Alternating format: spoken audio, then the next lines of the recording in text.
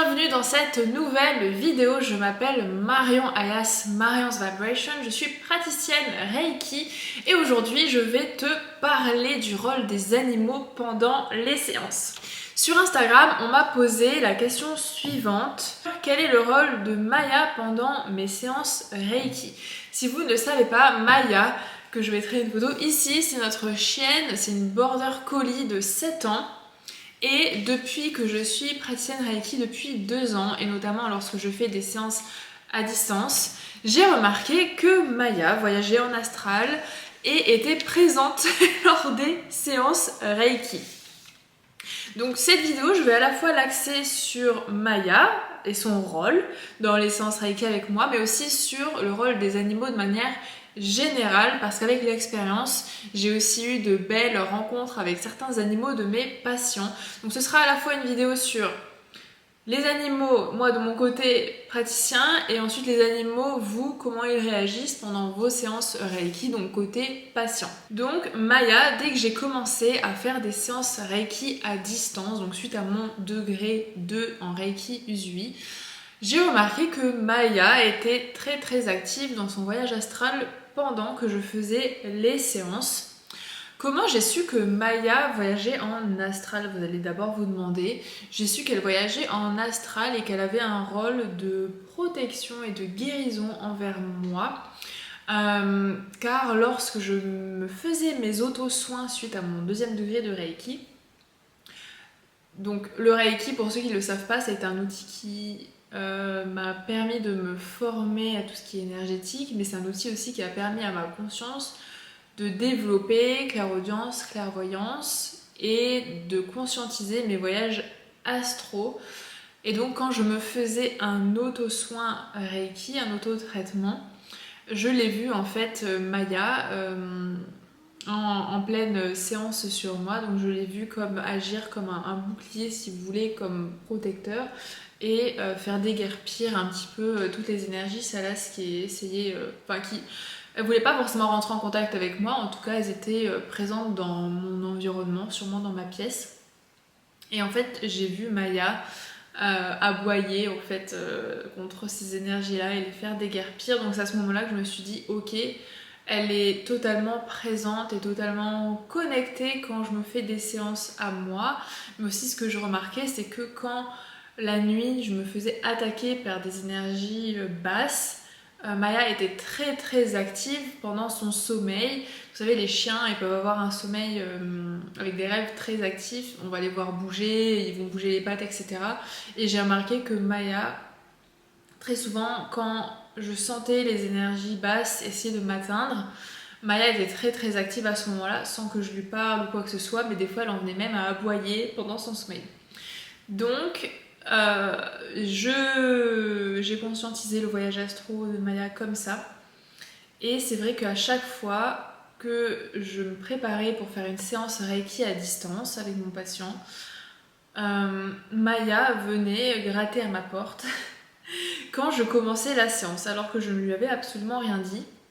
Donc à savoir qu'il y a un temps de préparation avant et après. Donc autant sur le temps de préparation, elle venait pas, elle ne vient pas, mais dès que je commence à canaliser l'énergie Reiki, elle vient gratter à ma porte. Elle vient gratter à ma porte. Et donc quel est son rôle pendant les séances? Si vous avez déjà eu des séances à distance avec moi, il n'est pas rare que je vous ai envoyé à la fin de la séance une photo de Maya, comme quoi elle avait été présente avec vous. En fait, quand je fais ma séance Reiki à distance, je ne la vois pas, mais je sais qu'on est toutes les deux connectées à travailler, bien sûr, pour le bien-être du patient. Et alors, en fait, il n'y a pas vraiment de rôle prédéfini pour Maya, ça va vraiment dépendre de chaque séance. Donc, à la fois, elle peut être là pour sécuriser les énergies de mon lieu de vie, ça peut être aussi pour sécuriser les énergies du lieu de vie du patient. Je l'ai aussi vu adoucir des énergies pour le patient, mais en fait, au-delà du Reiki, je me suis rendu compte, et c'est ce qu'elle est en train de me dire à l'instant présent, qu'elle travaille plus sur l'intégration des énergies au niveau cellulaire du patient, à mieux intégrer l'énergie Reiki que je canalise Et elle est vraiment là comme médiatrice en fait, c'est ce qu'elle me dit. C'est à la fois moi mon rôle de praticien et elle est comme là en tant que médiateur pour s'assurer que tout se passe bien, pour s'assurer que l'énergie est bien intégrée. Et elle travaille à comment mieux canaliser l'énergie à distance, je dirais, et à juste vérifier que tout se passe bien. J'ai aussi eu des cas où Maya n'agissait pas pour le patient ou la patiente, mais sur ses animaux. Ça a été le cas notamment de quelques patients où j'ai fait leurs conjoints, où j'ai fait leurs animaux. Et en fait, il y avait tout un travail karmique au sein de cette famille, entre eux et leurs animaux. Et souvent, ces séances-là, elles se font de manière très rapprochée pour que le travail se fasse le plus harmonieusement possible et pour que l'évolution soit constante et de manière assez homogène. Donc je l'ai vu aussi travailler sur les animaux. Et je me rappelle une fois, la séance était assez, on va dire, elle a pas mal chamboulé l'âme du chien en question. Il y a beaucoup eu de messages qui m'ont été transmis. Parce qu'outre le Reiki, comme je vous disais, ça m'a permis de développer d'autres capacités. Donc il est pas rare que j'ai des messages pendant les séances. Et c'est surtout le cas notamment avec les animaux. C'est comme si leur âme, elle divulguait beaucoup d'informations de manière beaucoup plus fluide que pour les humains, je trouve. Et Maya, elle a agi pour...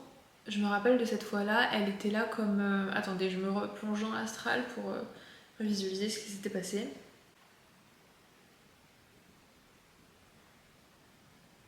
Ah oui, donc c'était un chien qui a communiqué énormément de messages par rapport à ses vies antérieures / simultanées. Et en fait, où ça a été vraiment éprouvant, mais à la fois gratifiant pour lui de délivrer toutes ces informations. Et en fait, Maya, elle était là pour l'apaiser. Donc c'était plus sa part chien que sa part spirituelle, je peux dire, mais elle était vraiment là comme un ami pour lui dire non mais t'en fais pas, tout va bien, et pour, on va dire, agir en toute confiance que eh oh, moi aussi je suis un chien et je fais tout ça, donc si je le fais, tu peux le faire aussi. À savoir que Maya, c'est une chienne qui est terrorisée de la vie terrestre. Je vous jure, elle est vraiment être sur Terre pour elle, c'est vraiment un calvaire. Par contre, voyager en astral, c'est totalement dans son jus. Elle est très connectée aux astres. Et donc en fait, c'est très naturel pour elle d'avoir ce rôle pendant les séances à distance que je fais. Donc ça, c'est pour Maya. Maintenant, je vais vous parler des animaux que j'ai vus pendant les séances sur les patients. Et là, c'est très intéressant. Encore une fois, c'est très individuel. Je ne vais pas faire de généralité, mais je vais vous citer quelques exemples. Ce que je peux faire en généralité, c'est que ce que je peux affirmer de manière générale, c'est que lorsqu'il y a un animal, quel qu'il soit, lorsque je fais des séances, il va se rapprocher de son maître, de son gardien. Et même si on me dit que l'animal en question n'a pas forcément de lien spécifique avec cette personne, souvent le fait qu'il y ait un travail énergétique ou quand ils me sentent arriver, des fois il y en a même, ils m'attendent depuis plusieurs jours parce qu'ils savent que c'est programmé. Ils sont très réceptifs aux énergies, que ce soit des lapins, des chiens, des chats. Et ils vont à la fois... Alors j'ai eu des cas où à la fois les animaux présents dans la pièce purifiaient avec moi les énergies du lieu. Et j'ai eu des cas assez marquants. Je me rappelle de chats, parce que autant les chiens... Ils ne montent pas vraiment sur le patient quand ils sont sur le canapé, mais j'ai eu des cas de chats qui montaient sur le patient. Et donc le patient avait les yeux fermés, il ne voyait pas où j'étais sur le corps. Alors peut-être qu'il le sentait énergétiquement, mais souvent le chat, j'ai eu des cas où le chat se mettait exactement là où j'avais mes mains, mais en face de moi. Et j'ai eu des cas comme ça où les animaux faisaient les séances en binôme avec moi. J'ai même eu un cas où la séance était axée en gros sur le chakra cœur. de la personne en question. Et quand je suis arrivée au niveau du chakra-cœur, le chat est venu, il a mis ses pattes, il a littéralement écrasé sa gardienne. Et en gros, il m'a dit, pas touche, c'est moi qui gère. Et je me suis dit, mais attends, mais ça fait des semaines qu'elle est mal et tu aurais pas pu le faire avant. Non, non, il fallait vraiment qu'il y ait cette connexion en symbiose avec nous tous pour qu'il fasse ce travail. Mais en tout cas, lui, il s'est occupé du chakra-cœur qui était le principal travail à faire. Et moi, je me suis occupée du reste. Mais trop marrant, quand on voit un chat en face de soi, en pleine séance, poser ses pattes, s'agripper à son gardien ou sa gardienne, et littéralement l'enfoncer. Enfin, tu te dis, mais là, il doit y avoir de la douleur aussi. Fermer les yeux, ronronner, être totalement en connexion, être un canal également, c'est vraiment rigolo à voir. Et des fois, je me dis, attends, reconcentre-toi parce que franchement, ça mériterait une photo. Quand on voit le chat se déplacer au fur et à mesure où je place mes mains, c'est vraiment exceptionnel. Donc merci pour ta question sur les animaux. Si vous en avez d'autres, je pourrais vous en parler parce que j'ai plein de cas avec des chats, des chiens, même des lapins. Donc c'est très marrant. Si vous voulez en savoir plus sur tout ce qui est animaux totems, j'avais tourné une vidéo qui s'affichera ici, si je ne me trompe pas de côté. Vous pourrez aller la voir. Je vous fais de gros bisous et encore merci beaucoup pour avoir visionné cette vidéo.